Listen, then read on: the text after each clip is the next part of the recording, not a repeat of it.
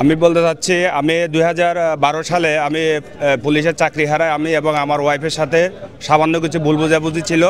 এই ভুল বোঝাবুঝির পরে আমরা সেটা আপোষ নিষ্পত্তি দিয়ে দিই। আপোষ নিষ্পত্তি দিয়ে দেওয়ার পরেও কিন্তু ডিআইজি এসপি দায়িত্বে ছিল মাহবুব হাকিম সাহেব। উনি আমার কাছে 2 লক্ষ টাকা চাঁদা দাবি করছে। আমি 2 লক্ষ টাকা চাঁদা না দেওয়ায় উনি এই মামলাটা ফাইল করে নাই এবং উনি আমাদেরকে ডিসমিস করে বাড়িতে পাঠাই দিছে। পরবর্তীতে আমি ট্রাইব্যুনালে মামলা করছি। মামলা করার পরও আমি 2টা রায় পাইছি। এখন লিভ টু আপিলে আছি। এখন আমার প্রশ্ন হলো, আমার আপোষ নিষ্পত্তি হওয়ার পরেও আমাকে 2 লক্ষ টাকা উৎকোচ দাবি করা আমি টাকা দিতে না পারায় কিন্তু আমার চাকরিটা আমি হারিয়েছি।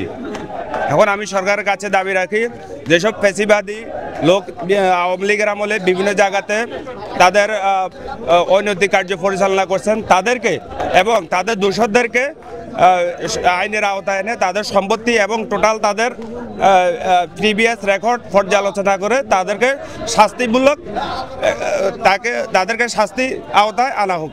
Thank you. আপনার স্বামী স্ত্রী দুজনে চাকরি হারিয়েছেন। চাকরি হারানোর পরে আপনারা চলাফেরা কিভাবে ছিল? মানবতার দিন যাপন করেন?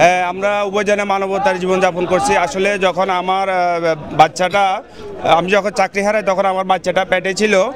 আমি উনাকে এসপিকে অনেকবার রিকোয়েস্ট করছি যে দেখেন, আমি আমার বাচ্চাটা পেটে, আমার স্বামী স্ত্রীর সাথে আমাদের ভুল বোঝাবুঝি ছিল এবং সেটা আমাদের আপোষ নিষ্পত্তি হয়ে গেছে। কিন্তু এরপরে উনি আমার কোনো কথা না শুনে উনি 2 লক্ষ টাকা উৎকোচ দাবি করেন আমার কাছে, যার কারণে টাকা না দিতে পারায় উনি আমাকে এবং আমার ওয়াইফকে বরখাস্ত করেন। এবং আমি অনেক চেষ্টা করার পরে, অনেক আকুতি মিনতি করার পরেও কিন্তু সেটা উনি এড়িয়ে চলেন। এখন বর্তমানে আমরা মানবতার জীবনযাপন করছি এবং আমি এখন আপাতত কিছু করতেছি না। একটা সিঙ্গাপুর এমবিসিতে চাকরি করতাম। সেখানে আমাদের চাকরি করাকালীন সময়ে আমাদের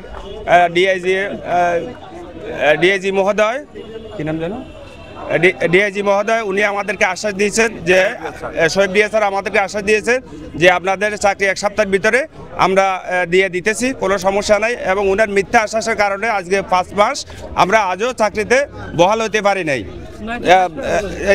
চাকরির আশার চিন্তা করে করে আমরা আমাদের যে চাকরিগুলো ছিল, এফবিসিতে আমি ভালো একটা চাকরি করতাম, সেই চাকরিটাও আমি হারাইছি। এখন আমি আপনাদের মাধ্যমে জানাতে চাই, উনাদের মিথ্যা আশ্বাসের কারণে আমাদের অনেক লোক মারা গেছে, অনেক লোক বিভিন্নভাবে ক্ষতিগ্রস্ত হয়েছে এবং অনেক লোক স্ট্রোক করছে। উনারা আমাদের আর কত লাশ দেখলে উনাদের মিথ্যা আশ্বাসের জায়গা থেকে উনারা সরে আসবেন। Thank you very much. আপনি পুলিশের কোন পদে ছিলেন?